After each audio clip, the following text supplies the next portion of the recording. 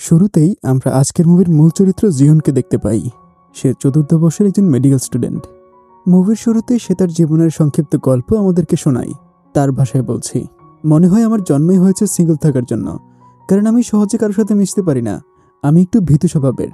হোস্টেলের রুমমেটদের সাথে আমার সম্পর্ক খুব একটা ভালো না, আর তারাও আমাকে খুব একটা পাত্তা দেয় না। জিয়া নামের এই মেয়েটা সারাদিন শুধু বয়ফ্রেন্ডের সাথে ফোনে কথা বলে, আর সে আমার অনুমতি ছাড়া আমার জিনিস ব্যবহার করে। ওর নাম ড্যানি।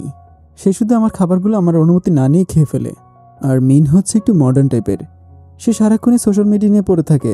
কিন্তু কলেজের লাইব্রেরিয়ান মিস চোয়ের সাথে আমার খুব ভালো সম্পর্ক তৈরি হয়ে গিয়েছে, কারণ বেশিরভাগ সময় আমি লাইব্রেরিতেই পড়ে থাকি।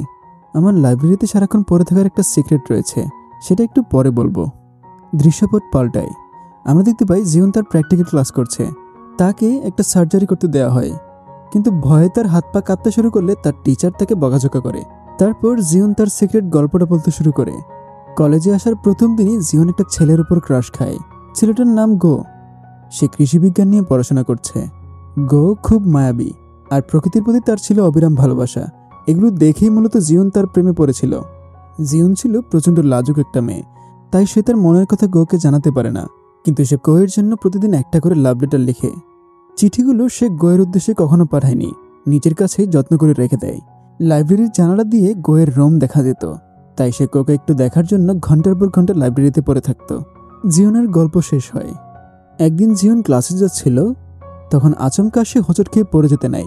ঠিক তখনই গো এসে তাকে ধরে ফেলে। জিয়নের হাতে তখন একটা আধখাওয়া আপেল ছিল। গো নিজের অজান্তেই সেই আপেলে কামড় বসিয়ে দেয়। গো আপেল খুব পছন্দ করত, তাই নিজের অজান্তেই সে এটা করে ফেলেছিল। জিয়ন এই ঘটনায় একদম হকচকিয়ে যায়। তার কাছে সবকিছু স্বপ্নের মতো লাগছিল। তাদের পাশে একটা আপেল গাছ ছিল। গো লাফিয়ে সেই গাছে উঠে পড়ে, আর গাছে উঠতে উঠতে সে একটা ছোট গল্প বলে। এই আপেল গাছটাকে সবাই লাভ ট্রি বলতো। এখানকার একজন টিচার তার ভালোবাসার নিদর্শন হিসেবে এই গাছটাকে তাইওয়ানের একটা শহর থেকে এনে লাগিয়েছিল। গো গাছ থেকে একটা আপেল পেরে এনে জিয়নকে দেয়, আর তার আচরণের জন্য ক্ষমা চায়। তখন সে কাগজে একটা ছোট নোট লিখে জিয়নকে দেয়। জিয়ন নিজেকে বিশ্বাসই করতে পারছিল না যে পছন্দের মানুষের সাথে এভাবে তার পরিচয় হবে। জিয়ন লাইব্রেরিতে আসে। গোয়ের দেওয়া নোটটাতে কি লেখা ছিল সেটা সে বুঝতে পারে না। তখন সে নোটটা মিস চইকে দেখায়। মিস চই তাকে বলে, এখানে তাইওয়ানিজ ভাষায় থ্যাংক ইউ লেখা আছে। তখনই জিয়ন জানতে পারে যে গো তাইওয়ান থেকে এখানে পড়াশোনা করতে এসেছিল। মিস চই তখন জিয়নকে বলে, তুমি আমাকে একটু সাহায্য করতে পারবে? তাইওয়ানের একটা শহরে একটা ব্যক্তিকে আমি বেশ কিছুদিন ধরে চিঠি পাঠাচ্ছি। তার নাম মিস্টার সেন, কিন্তু চিঠির কোনো উত্তর পাচ্ছি না। তোমার বন্ধুকে বলবে সে কোনো খোঁজ নিতে পারবে কিনা? জিয়ন সম্মতি জানায়।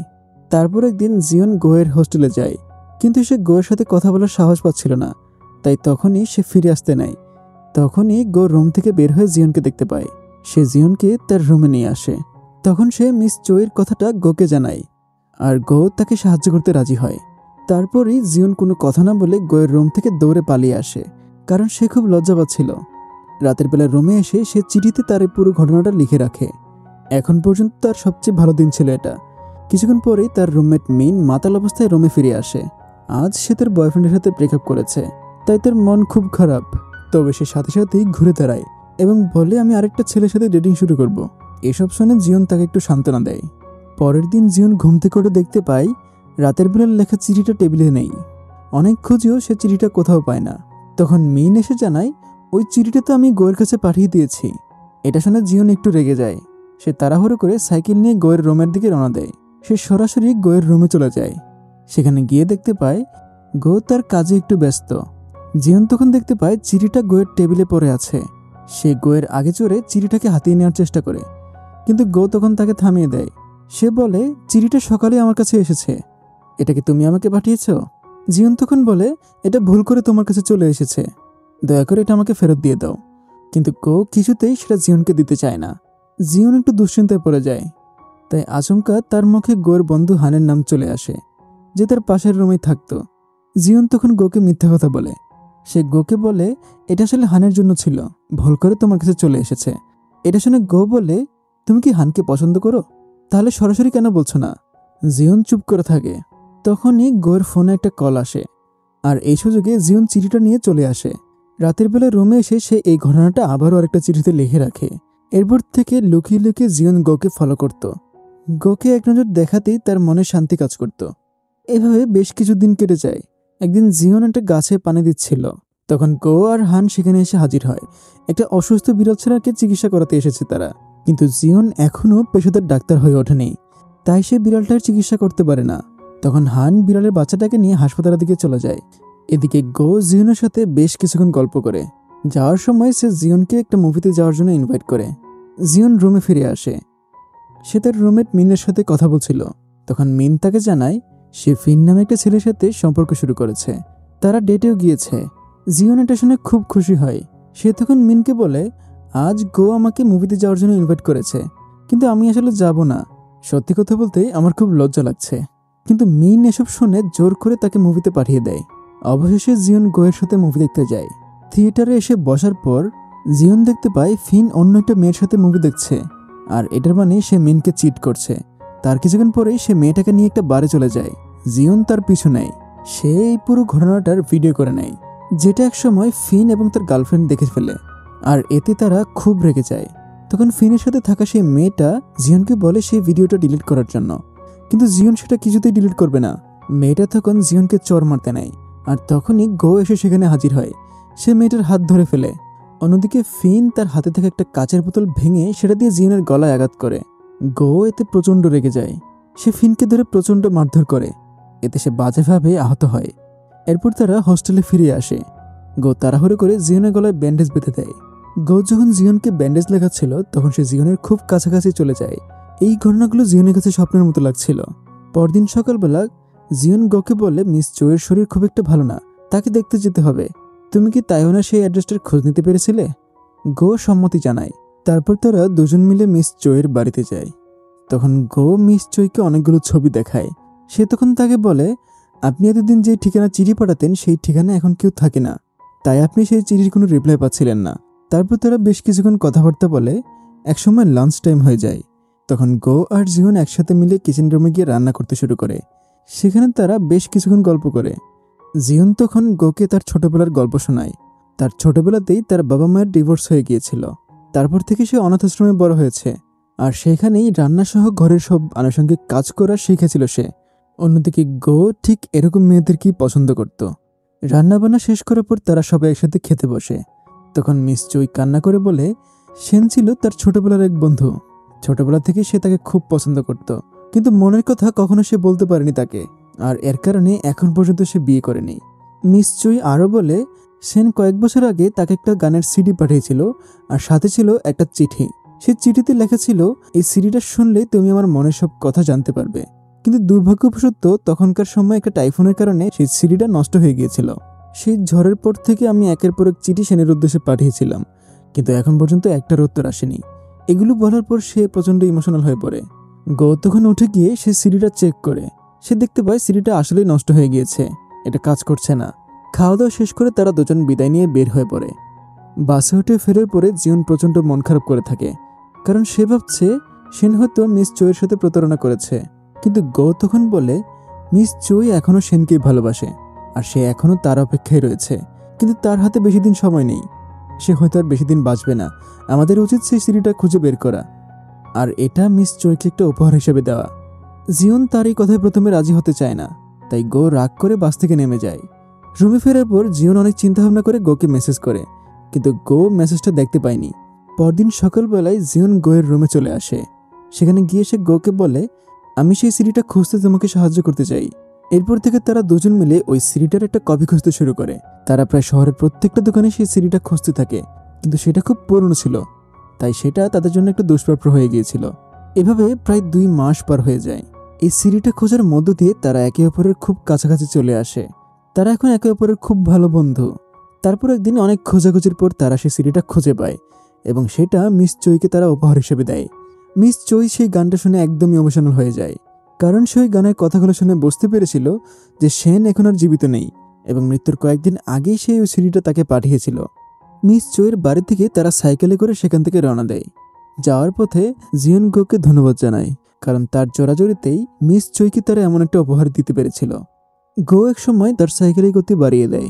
তখন জিওন তাকে শক্ত করে জড়িয়ে ধরে। এই প্রথম সে গোয়ের এত কাছাকাছি গিয়েছে, তাই তাকে এখানে খুব আনন্দিত দেখা যায়। সেদিন রাতের বেলায় গো তাকে ডিনার করতে একটা রেস্টুরেন্টে নিয়ে যায়।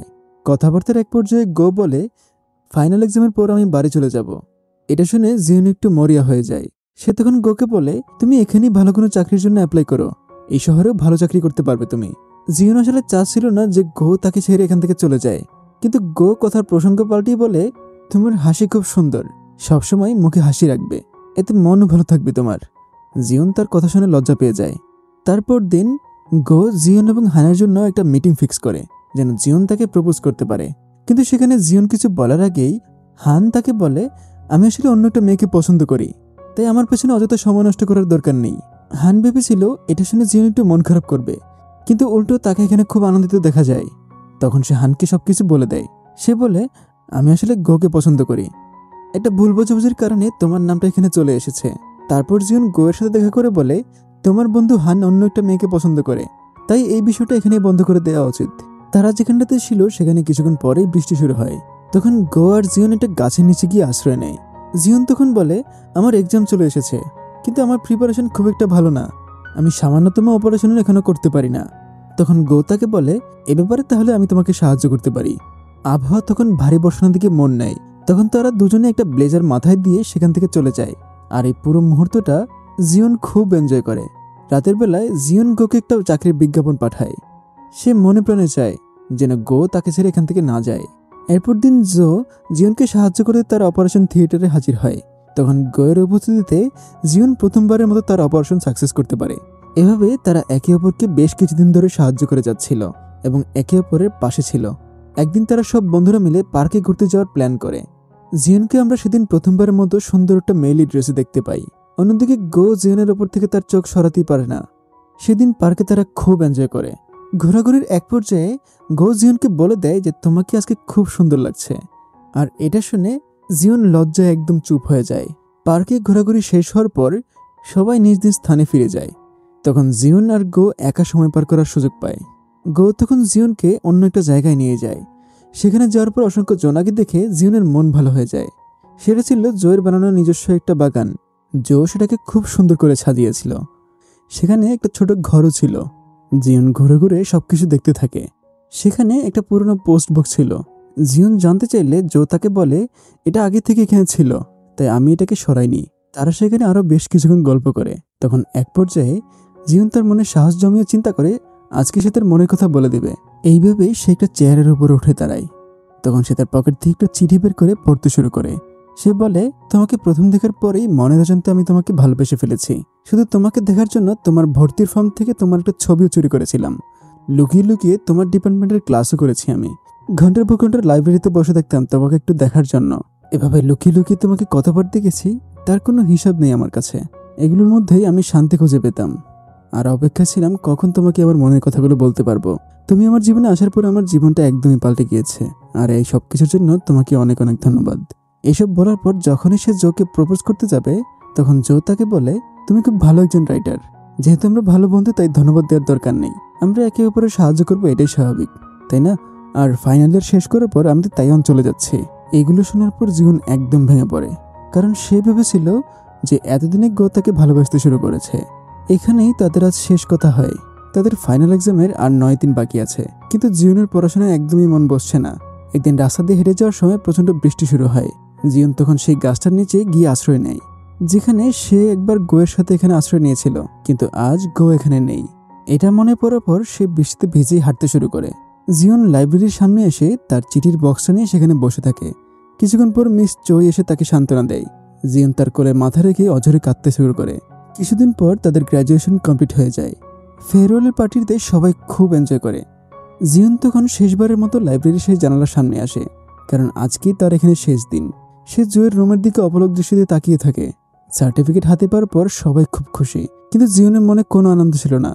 গ্র্যাজুয়েশন শেষ করার পাশাপাশি তার ভালোবাসা শেষ করেও তাকে এখান থেকে যেতে হচ্ছে।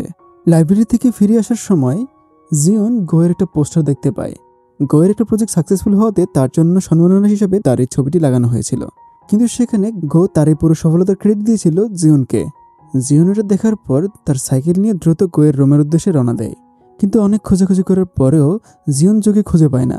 কিছুক্ষণ পর হান এসে জিয়নকে জানায় গো তাইওয়ানের উদ্দেশ্যে এয়ারপোর্টে চলে গিয়েছে। সে আর বলে, এখন হয়তো তার ফ্লাইট ছাড়েনি, তুমি চাইলে শেষবারের মতো তার সাথে দেখা করতে পারো। জিওন এটা শুনে দ্রুত এয়ারপোর্টের উদ্দেশ্যে রওনা দেয়। সেখানে অনেক খোঁজাখুঁজির পর সে গোকে দেখতে পায়। তখন সে গোয়ের উদ্দেশ্যে চিৎকার করে বলে, আমি তোমাকে অনেক ভালোবাসি। তুমি আমাকে পছন্দ না করলে আমি সারা জীবন তোমার অপেক্ষায় থাকবো। আর আমি চাই তোমার জীবনে এমন একটা মেয়ে আসুক যে তোমাকে আমার মতোই ভালোবাসবে। জিওনের কথাগুলো শুনে গো কান্না করে দেয়, কিন্তু সে জিওনকে কিছু না বলেই তাইওয়ানের উদ্দেশ্যে রওনা দেয়। 1 বছর পরের ঘটনা। একদিন জিওন তার আগের সেই রুমমেটদেরকে নিয়ে গেট টুগেদার করছিল। তার রুমমেটদের সবার মধ্যে এখন বেশ পরিবর্তন এসেছে। মিন এখন নতুন একটা ছেলের সাথে ডেট করছে। সে তাকে সত্যিকার অর্থেই ভালোবাসে। জিয়া নামের সেই মেয়েটা এখন পুলিশে চাকরি করে, আর ড্যানিও আগের থেকে অনেক পরিবর্তন হয়েছে। জিওন নিজেও তার বর্তমান জীবন নিয়ে খুব ব্যস্ত। সে অ্যানিম্যাল ওয়েলফেয়ারের হেড হিসেবে আছে। এতদিন পর সবার সাথে মিলিত হওয়ার কারণে জিওনের খুব ভালো লাগে। তারপর এক সময় সবাই সবার নিজ নিজ গন্তব্যে রওনা দেয়। ফেরার পথে জিওনের একটু মন খারাপ হচ্ছিল। সে মনে মনে ভাবছে, এই মুহূর্তে তার আপন বলতে কেউ নেই। মিস জয়ও গত কয়েকদিন আগে মারা গিয়েছে। এগুলো ভাবতে ভাবতে হাঁটার সময় তার সামনে হঠাৎ করে একটা জোনাকি চলে আসে। আর তখন গোয়ের তৈরি করা সেই সিক্রেট ঘরটার কথা তার মনে পড়ে যায়। সেখানে এসে দেখতে পায় ওই ঘরটা ঠিক আগের মতোই রয়েছে, কিন্তু কিছু গাছপালা যত্নের অভাবে মারা গিয়েছে। তখন হঠাৎ করেই তার চোখ গিয়ে পড়ে সেই পোস্ট বক্সটার উপরে। তখন কৌতূহলবশত সে ওটা খুলে দেখতে পায় সেখানে একটা চিঠি রাখা। চিঠিটা গোয়ের লেখা। জিওন দ্রুত চিঠিটা খুলে পড়তে শুরু করে। সেটাতে লেখা ছিল, আমি তাইওয়ানের একটা হোটেলে বসে এই চিঠিটা লিখেছি। মিস্টার সেন মারা যাওয়ার আগে এই হোটেলটাতেই ছিল। আচ্ছা, এখনো কি তোমার আমাকে মনে আছে, নাকি স্বার্থপর ভেবে ভুলে গিয়েছো আমায়? সেদিন যখন চিৎকার করে তুমি তোমার ভালোবাসার কথা আমাকে বলছিলে, তখন ইচ্ছা করছিল ঘুরে গিয়ে তোমাকে জড়িয়ে ধরি, কিন্তু স্বার্থপরের মতো তোমাকে আমার করে নিতে চাইনি আমি। প্রথম দেখাতে আমি তোমাকে ভালোবেসে ফেলেছিলাম, আর এরপর থেকে তোমাকে একটুখানি দেখার জন্য কতই না চেষ্টা করেছি আমি। তুমি আমাকে দেখার জন্য আমার কাছে চলে আসতে, আর আমি উল্টো তোমাকে দেখার জন্য তোমার কাছে চলে যেতাম। কি অদ্ভুত, তাই না? সেদিন যখন তুমি হোঁচট খেয়ে পড়ে যাচ্ছিলে, তখন আর নিজেকে সামনে রাখতে পারিনি, চলে গেলাম তোমার সামনে। আর ওই দিনই সবচেয়ে বেশি নার্ভাস ছিলাম আমি, কিন্তু আস্তে আস্তে সেটা কেটে গিয়েছে। সবকিছু ভালোই যাচ্ছিল, কিন্তু হঠাৎ একটা চেক আপের পর আমি জানতে পারলাম আমার হাতে আর বেশি সময় নেই। আমার ব্রেন টিউমার হয়েছে। মাথায় তখন আকাশ ভেঙে পড়লো। তাই ক্ষণস্থায়ী জীবনে তোমাকে এনে তোমার জীবনের কষ্ট দীর্ঘ করতে চাইনি। এই জন্যই তোমাকে কিছু না জানিয়ে তাইওয়ান চলে আসলাম। চিঠিটা পড়ার পর জিওন কাপড়ে ঢাকা একটা কিছু দেখতে পায়। কাপড়টা সরাতে দেখতে পায় তারই আঁকা একটা ছবি, যেটা গো তার নিজের হাতে এঁকেছিল। সে চিঠিতে আরও লেখা ছিল, আমি আসলে জানি না তুমি যখন এই চিঠিটা পড়বে আমি তখন বেঁচে আছি কিনা, আর এটাও জানি না তুমি আদৌ চিঠিটা খুঁজে পাবে কিনা, কিন্তু তবুও আমি এটা লিখছি। তোমাকে অনেক ধন্যবাদ আমার ছোট জীবনটাকে সাজিয়ে সুন্দর করে তোলার জন্য। আর সবশেষে আমি বলতে চাই, তোমাকে অনেক ভালোবাসি আমি। চিঠিটা পড়ে জিওন অঝরে কাঁদতে শুরু করে। তার বুক তখন কষ্ট এবং হতাশায় ভরে যায়। জিওন যখনই সেখান থেকে চলে যাবে, তখন সেই ছবিটা থেকে একটা জোনাকি পোকা বের হয়ে গোয়ে রূপান্তর হয়ে যায়। তখন গোয়ের আত্মা বলে, অনেকবার তোমাকে বলতে চেয়েছিলাম কিন্তু বলতে পারিনি, আমাকে কখনো ভুলে যেও না। এই বলে তার আত্মা জোনাকি পোকা হয়ে উড়ে যায়।